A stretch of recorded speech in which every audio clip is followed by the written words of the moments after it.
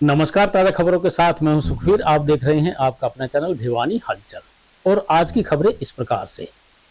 हरियाणा के सेकेंडरी शिक्षा निदेशालय के निर्देशानुसार हरियाणा विद्यालय शिक्षा बोर्ड द्वारा संचालित की जाने वाली अध्यापक पात्रता परीक्षा लेवल 1, लेवल 2 को लेकर बोर्ड अध्यक्ष डॉक्टर वीपी यादव व बोर्ड सचिव द्वारा एक प्रेस वार्ता का आयोजन किया गया। इस अवसर पर उन्होंने बताया कि यह परीक्षा पूरे हरियाणा में 2 व 3 दिसंबर को आयोजित करवाई जाएगी।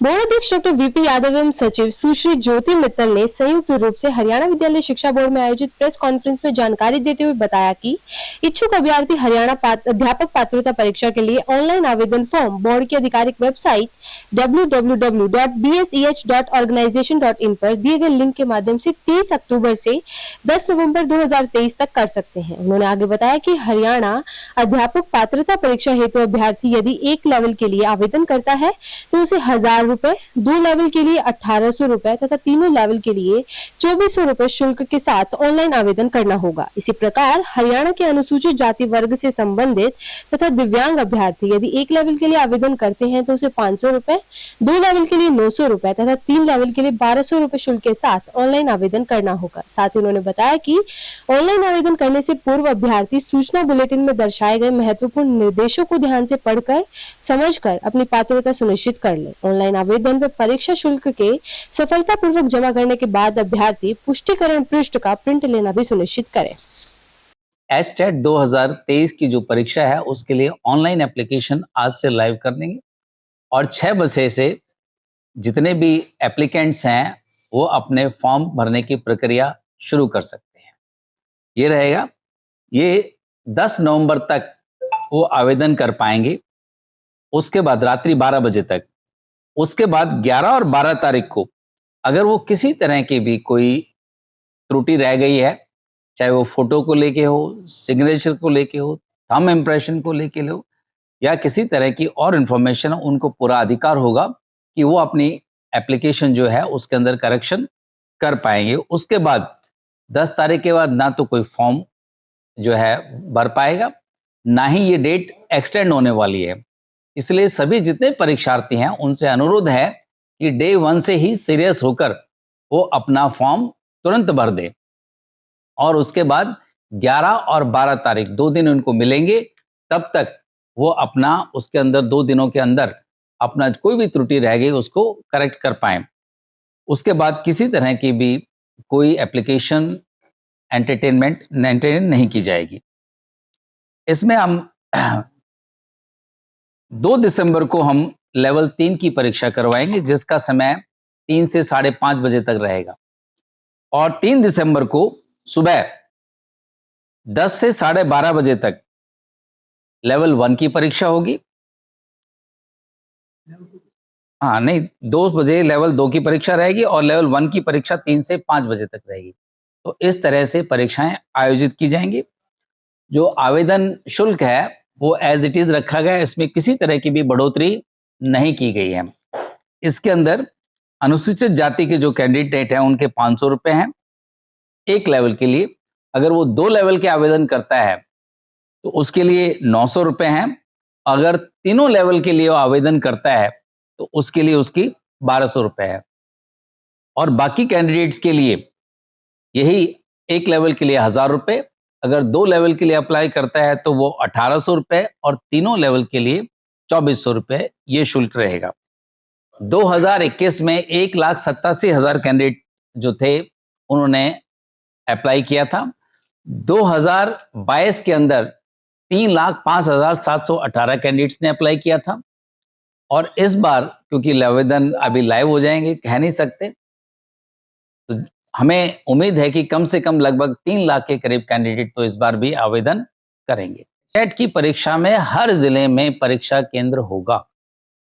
22 के 22 जिले हैं, सभी में होगा। 2 उपमंडल की बात कर रहे हैं, जिले में परीक्षा केंद्र होंगे, ठीक है ना। उपमंडल का इसमें कोई हर जिला मुख्यालय पे परीक्षा केंद्र होगा। सबको बराबर का अधिकार है। तरह के प्रबंध जो पहले किए गए थे, सीसीटीवी कैमरास, जैमर, बायोमेट्रिक, सब एज इट इज रहेगा। एक एडवांस फीचर जो हमने 10th और 12th के अंदर सेकेंडरी सीनियर सेकेंडरी में alpha numeric code, QR code और हिडन फीचर्स थे, वो इस बार एस्टेट की परीक्षा में भी प्रश्न पत्र पर अंकित किए जाएंगे। वो सभी हिडन फीचर्स रहेंगे। तमाम कि जो हमारा बायोमेट्रिक सिस्टम है वो इसी बात के लिए है कि किसी तरह का भी कोई इम्पर्सनेशन के केस, जैसे आप मुन्ना भाई कहते हैं, वो ना प्रवेश कर सकें। और अगर करते हैं तो जब मिसमैच होता है बायोमेट्रिक का, तो उस वक्त तुरंत हमारे पास खबर आ जाती है, अगर और उसी वक्त उसी कैंडिडेट को आइडेंटिफाई करके उसके खिलाफ एफआईआर दर्ज की जाएगी। ज़्यादातर जानकारी अध्यक्ष महोदय ने आपके समक्ष रखी है। इसमें मैं एक चीज़ और बताना चाहूँगी। आज हमारी एप्लीकेशन फॉर्म लाइव हो जाएंगे शायद 6 बजे से। उसमें इस बार हमने एक चैट बॉक्स का ऑप्शन भी रखा है। अगर किसी भी अभ्यर्थी को कोई भी डिफ़िकल्टी होती है, किसी डिटेल्स जानने में कोई दिक्कत होती है, वो डायरेक्टली उस चैट बॉक्स पे अप्लाई कर सकता है और उनसे इंटरेक्ट कर सकता है। तुरंत प्रभाव से उनकी सारी क्वेरीज़ का जवाब दिया जाएगा। हमने एक हेल्पलाइन नंबर भी जारी किया है, उस पे भी वो कोऑर्डिनेट कर सकते हैं। किसी भी प्रकार की उनको कोई भी डिफ़िकल्टीज़ नहीं आएँगी। हरियाणा भाजपा के पूर्व प्रदेश अध्यक्ष और वर्तमान में सार्वजनिक उपक्रम ब्यूरो के चेयरमैन सुभाष बराला ने भिवानी स्थित शकुंतला गार्डन में बतौर मुख्य अतिथि पहुंचकर नगर परिषद व पालिका परिषद के 1 दिवसीय प्रशिक्षण शिविर का शुभारंभ किया। इस अवसर पर भाजपा जिला अध्यक्ष शंकर धूपर सहित अनेक कार्यकर्ता उपस्थित रहे।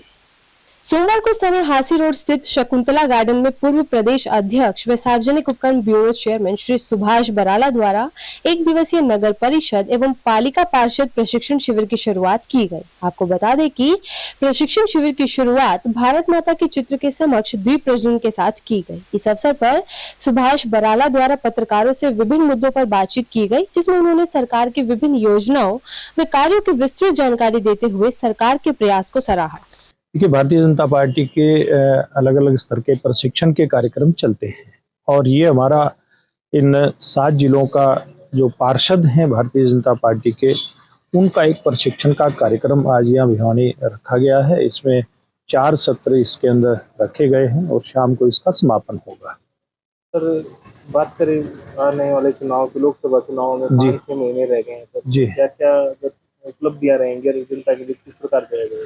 देखिए, भारतीय जनता पार्टी की सरकार लगभग 9.5 साल से केंद्र में चल रही है और अभी 2 दिन पहले ही हमारी सरकार ने हरियाणा प्रदेश में भी 9 साल पूरे किए हैं और ये दोनों ही सरकारें अपने आप में एक आमूल चूल परिवर्तन पूरी व्यवस्थाओं के अंदर किस प्रकार से हो, इस बात के ऊपर फोकस करके चली थी। चाहे वो फिर आधारभूत ढांचा जो देश का पूरी तरह से बिगड़ा हुआ था, चरमराया हुआ था, उसको मजबूत करने की बात हो, या सरकार की योजनाएं समयबद्ध सीमा में लोगों तक पहुंचे, उनका इम्प्लीमेंटेशन हो, इसकी बात हो, व्यवस्था परिवर्तन के अंदर सुधार करते हुए भ्रष्टाचार को न्यूनतम स्तर पर लेकर के जाना हो। स्थानीय गवर्नमेंट मॉडल संस्कृति सीनियर सेकेंडरी स्कूल प्रांगण में जिला स्तरीय 2 दिवसीय सांस्कृतिक महोत्सव का आयोजन किया गया। जिला शिक्षा अधिकारी नरेश मेहता की अध्यक्षता व जिला समन्वयक संजय कुमार के मार्गदर्शन में आयोजित महोत्सव का शुभारंभ भिवानी के एसडीएम दीपक बाबूलाल करवा द्वारा मां सरस्वती के समक्ष दीप प्रज्वलन करके किया गया। उन्होंने बताया कि इस महोत्सव में जिले के विभिन्न स्कूलों से करीब 300 विद्यार्थी भाग ले रहे हैं।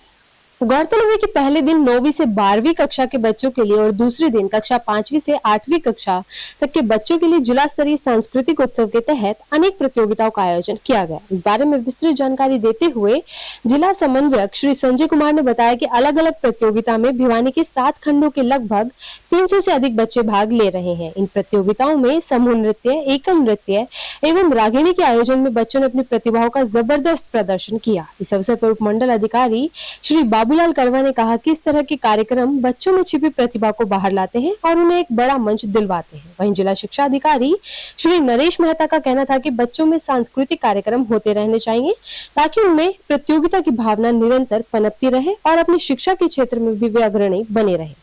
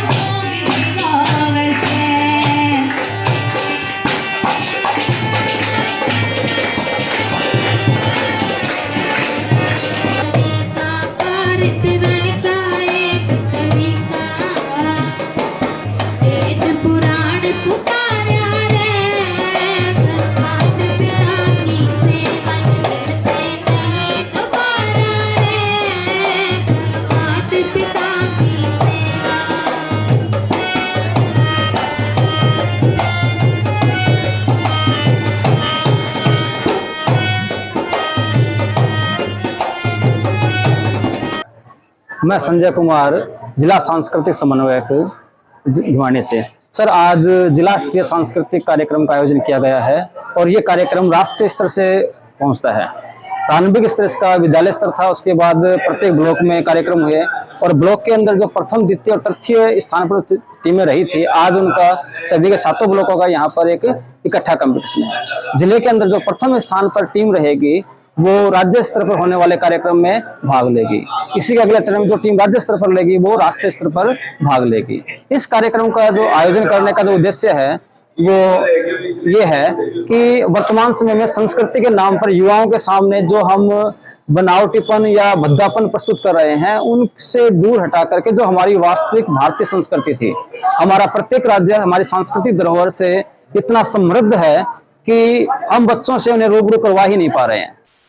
जेसीआई भिवानी के द्वारा रोहतक रोड पर स्थित एक निजी रेस्टोरेंट में 3 दिवसीय जॉन कॉन 2023 कार्यक्रम का आयोजन किया गया। कार्यक्रम में विधायक घनश्याम सर्राफ ने बतौर मुख्य अतिथि शिरकत की। वहीं कार्यक्रम की अध्यक्षता उद्योगपति धर्मेश शाह ने की। इस अवसर पर मुख्य अतिथि ने समाज व राष्ट्र उत्थान करने वाले जेसीआई कार्यकर्ताओं व पदाधिकारियों को सम्मानित भी किया। वहीं इस अवसर पर जेसीआई इंडिया से अधिकारी जेसीआई रजिता और जेसीआई जोनल अध्यक्ष सुनील माटा ने कहा कि जेसीआई का उद्देश्य है कि समाज और राष्ट्र के उत्थान में हर किसी का अपना दायित्व हो और उसी को लेकर जेसीआई द्वारा समय समय पर अलग अलग फील्ड में एक्टिविटी करवाई जाती है। जेसीआई विद्यार्थियों को शिक्षा पर टिप्स के साथ जोड़ती है। समाज और राष्ट्रीय उत्थान की बात, पानी और पर्यावरण, स्वच्छता, सरकार के व्यापारियों के उत्थान सहित अनेक विषयों पर जेसीआई पदाधिकारी समय समय पर काम करते हैं। उन्होंने कहा कि 3 दिवसीय कार्यक्रम में जेसीआई द्वारा उन पदाधिकारियों को सम्मान दिया गया जिन्होंने समाज और राष्ट्र की कड़ी के लिए जेसीआई के साथ अच्छा काम किया है। आज जेसीआई जोन 10 का जॉन कॉन अशोका भिवानी के अंदर जेसीआई भिवानी द्वारा होस्ट किया गया। इस जॉन कॉन के अंदर जोन 10 की अनेकों चैप्टर्स जो जेसीआई से जुड़े हुए हैं उन्होंने इसमें भाग लिया। जॉन कॉन का मुख्य उद्देश्य ये रहता है कि साल भर में जितने भी कार्यक्रम जेसीआई के विभिन्न चैप्टरों द्वारा सामाजिक किए जाते हैं, उनका नेशनल की तरफ से एक अवार्ड दिया जाता है उत्कृष्ट कार्यों के लिए।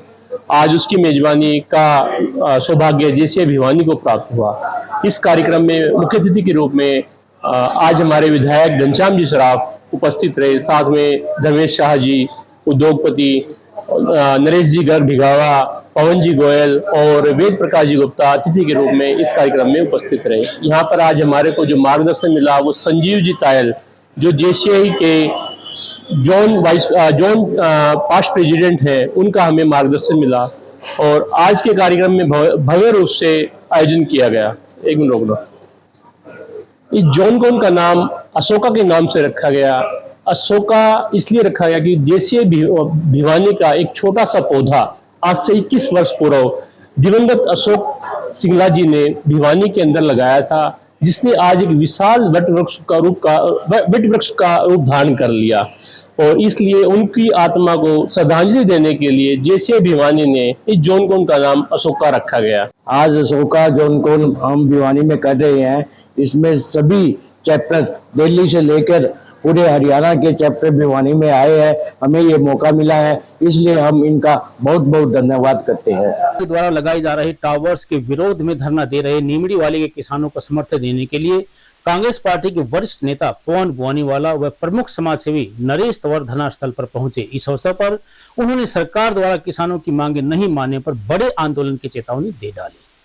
सोमवार को कल निवड़ीवाली में किसानों के धरने पर वरिष्ठ कांग्रेसी नेता पवन बुआनीवाला, नरेश तंवर, रवि कामरेड आदि ने पहुंचकर किसानों की मांगों का समर्थन किया और सरकार को चेतावनी देते हुए कहा कि अगर किसानों की मांगों को पूरा नहीं किया गया तो यह आंदोलन पहले वाले किसान आंदोलन से भी बड़ा और राष्ट्रीय स्तर पर किया जाएगा, जिसका खामियाजा सरकार को 2024 के लोकसभा और विधानसभा दोनों चुनावों में भुगतना पड़ेगा। इस आंदोलन का संचालन ओम प्रकाश कामरेड, राकेश आर्य, राजवीर बोहरा, देशवाल आदि सभी किसान साथियों ने कर रखा है। कि बहुत अफसोस हुआ कि किसानों की ज़मीन जो किसानों के माँ बाप होती है, जिससे उनकी पैदा होती है, और एक एक खेत में 8-8 पोल लगाए जा रहे हैं। पोल लगाओ, विकास करो। सरकार को विकास करना चाहिए, विकास के बगैर ये देश आगे नहीं बढ़ सकता, लेकिन विकास के साथ साथ सरकार को प्रॉपर मुआवजा भी देना चाहिए। जब तक किसानों को मुआवजा नहीं मिलेगा, ये तो बेघर हो जाएंगे। खाने के कहाँ से आएगा? आज किसान इसमें अपना अन्न बोता है, अन्न बो के फसल उगाता है, फसल उगा के मार्केट में दे के आता है, उससे 2 पैसे आता है तो उसका गुजारा कर चलता है। और जब यहाँ इतने बड़े बड़े बिजली के पोल लग जाएंगे तो यहाँ पैदावार बिल्कुल जीरो हो जाएगी। जब पैदावार जीरो हो जाएगी, जीवन का रिस्क हो जाएगा। तो ये नीचे भी अंडरग्राउंड में पोलिंग हो रही है और ऊपर ही पोलिंग हो रही है, 2 जगह से तारी जा रही है। किसान कहाँ जाएगा? कि कितने बड़े बड़े ये जो पोल लगाए जा रहे हैं बिजली के, और कुछ भी किसान को नहीं मिल रहा। यार एक एक किले के अंदर 8-8 पोल गाड़े जा रहे हैं, तो किला नाम की पूरी चीज़ ही नहीं रही। तो किसान की जब ज़मीन ही नहीं रहेगी तो किसान करेगा क्या? तो मैं इसमें विशेष रूप से एक बात कहना चाहता हूँ कि किसानों को सरकार ने जो वाजिब दाम बनते हैं, यहाँ जो रेट हैं किले के, वो रेट देने चाहिए। और वरना तो ये आज छोटा धरना होते हुए बहुत बड़ा रूप धारण करेगा। और वो 13 महीने याद करने चाहिए इस बीजेपी सरकार ने कि वो 13 महीने किस तरह किसान ने दिन रात धरने पर रह करके सर्दी गर्मी की परवाह ना करके वही हालात फिर ये किसानों के साथ किए जा रहे हैं, और वही हालात इस सरकार के फिर बुनने वाले हैं। तो मैं मुख्य रूप से आज इस धरने पर आकर यही कहना चाहता हूँ, भाई इस सरकार ने तुरंत प्रभाव से इन किसानों की आवाज़ को सुनना चाहिए और इनको जायज़ जो मुआवजा बनता है वो जायज़ मुआवजा इनको देना चाहिए। सोमवार को हरियाणा अनुसूचित जाति आयोग के अध्यक्ष डॉक्टर रविंद्र बलियाला ने स्थानीय पंचायत भवन में पहुंचकर अनुसूचित जाति समाज के नागरिकों की समस्याएं सुनी। इस अवसर पर आयोग के उपाध्यक्ष विजेंद्र बड़गुजर व सदस्य कुसुम की उपस्थिति में करीब 28 नागरिकों की समस्याओं को सुनकर संबंधित अधिकारियों को आवश्यक दिशा निर्देश जारी किए। वहीं डॉक्टर बलियाला ने पुलिस अधिकारियों को SC/ST एक्ट से संबंधित मामलों में त्वरित कार्रवाई करने के निर्देश दिए। उन्होंने कहा कि पीड़ित लोगों को सरकार के नियमानुसार समय पर आर्थिक सहायता मिलनी चाहिए। सरकार द्वारा SC पीड़ित को 8 लाख रुपए तक की आर्थिक सहायता दी जाती है। हरियाणा SC आयोग के अध्यक्ष डॉक्टर बलियाला ने पुलिस अधिकारियों को निर्देश दिए कि वे इन मामलों में बिना किसी देरी के ठोस कार्रवाई करें ताकि आरोपी बच न सके। उन्होंने कहा कि SC/ST एक्ट के तहत दर्ज मामलों की रिपोर्ट की कॉपी तुरंत तहसील कल्याण अधिकारी को मुहैया करवाई जाए ताकि पीड़ितों को आर्थिक सहायता मिलने में देरी ना लगे। साथ ही डॉक्टर बलियाला ने यह भी बताया कि आज 28 मुकदमों की सुनवाई की गई है, जिनमें अधिकतर में या तो समझौते हो चुके हैं या पुलिस द्वारा चालान पेश किया जा चुका है। उन्होंने बताया कि 3 मुकदमे ऐसे थे जिनके चालान पेश करने के लिए पुलिस को 1 सप्ताह का समय दिया गया है। उन्होंने बताया कि आयोग का मुख्य उद्देश्य पीड़ित को न्याय दिलाना है। 9वां जिला है, तो इससे पहले हम 8 जिले कर चुके हैं। आज भिवानी में 28 मुकदमे थे जो पुलिस प्रशासन की ओर से हमारे पास आए हुए थे और 9 डायरेक्ट कंप्लेंट्स कमीशन के पास आई हुई थी। तो इनमें 28 मुकदमों की सुनवाई हो चुकी है। जो कमीशन के पास कंप्लेंट्स आई हैं तो उनकी सुनवाई अभी चल रही है। और निश्चित तौर पे जो SC कम्युनिटी है उसको न्याय देने का काम, उसके जो राइट्स हैं उनको प्रोटेक्ट करने का काम कमीशन कर रहा है। और यहाँ जो भिवानी के अंदर 28 मुकदमे हैं उनमें काफ़ी मुकदमों में कंप्रोमाइज़ हो चुका है, चालान पेश हो चुका है। 3 मुकदमे ऐसे थे कि जिनमें भी चालान पेश नहीं हुआ तो कमीशन ने ये निर्देश दिए हैं कि 1 सप्ताह के अंदर वो चालान पेश किए जाएं। ऐसा देखो, अब नोटिस होने लग गया है। मुकदमे पहले जो थे कई बार नज़र नहीं आते थे, तो अब आयोग ये बना है तो आयोग के पास जो कंप्लेंट्स आ रही हैं और प्रशासन भी थोड़ा सक्रिय हुआ है, आयोग भी सक्रिय है, तो उस नाते से हमारे पास जितनी कंप्लेंट्स आई हैं या प्रशासन के पास जितने भी केस चल रहे थे तो उन केसों की सुनवाई होके बहुत मामलों में कंप्रोमाइज़ भी हो चुका है, क्योंकि समाज में आपसी सामाजिक समरसता भी बना के रखनी है। कई बार छोटे मोटे आपस में झगड़े होते हैं तो जिनका कोई बहुत बड़ा इशू नहीं बनाना चाहिए, उस तरह से आयोग भी उन लोगों को समझा बुझा के दोनों पार्टियों को ये कहने का प्रयास करता है कि समाज में सामाजिक समरसता बनाते हुए आज भी हमने 2-3 केसों में ऐसा कहा है कि इनको निपटाइए आप। छोटे छोटे मुद्दों को आप आगे ना लेके जाइए, समाज में मिलजुल कर रहिए। लेकिन जहाँ तक बढ़ने घटने की बात है कि निश्चित तौर पे जब आयोग बने तो लोगों को जानकारी हुई है, लोग जागरूक हुए हैं, तो कमीशन के पास मुद्दे आते हैं, आ रहे हैं और उनका समाधान भी हो रहा है। अमूमन देखा जाता वैसे तो इस तरह की बात नहीं है, क्योंकि यदि ये एक्ट बना है, आयोग बना है, तो पीड़ित लोगों के लिए बना है। यदि महसूस करता है आयोग तो किस तरह की बात है, हम निश्चित तौर पे उन लोगों को भी समझाते हैं, उनको भी कहते हैं भी यदि आप कोई गलत करोगे तो आपके खिलाफ भी एक्शन रिकमेंड किया जाएगा। तो कानून का मिसयूज नहीं होना चाहिए। विश्व जूडो दिवस के अवसर पर स्थानीय भीम स्टेडियम में भिवानी जूडो एसोसिएशन पदाधिकारियों व कार्यकर्ताओं के द्वारा एक कार्यक्रम का आयोजन किया गया। जूडो के जन्मदाता कानो जिगोरो की याद करते हुए बतौर मुख्य अतिथि पहुंचे राहुल राणा ने एसोसिएशन महासचिव अजित बामला व सभी पदाधिकारियों को जन्मदिन की बधाइयां दी। विश्व जूडो दिवस के उपलक्ष्य में स्थानीय भीम स्टेडियम में भिवानी जूडो एसोसिएशन के द्वारा एक विशेष कार्यक्रम का आयोजन किया गया। इस अवसर पर जहां बच्चों द्वारा जूडो कर अपनी प्रतिभा का प्रदर्शन किया गया, वहीं दूसरी ओर केक काटकर उन्होंने जूडो के जन्मदाता डॉक्टर कानो जिगोरो का जन्म दिवस मनाया। वहीं भिवानी जूडो एसोसिएशन के महासचिव अजित बामला ने बताया कि जूडो खेल ने भिवानी को राष्ट्रीय अंतर्राष्ट्रीय स्तर के अनेक खिलाड़ी दिए हैं, जिन्होंने देश में शहर का नाम रोशन किया है। साथ ही उन्होंने सभी मीडिया बंधुओं से यह भी अनुरोध किया कि जूडो को भी अन्य खेलों के जितना महत्व प्रदान कर जूडो खेल को प्रोत्साहित किया जाए।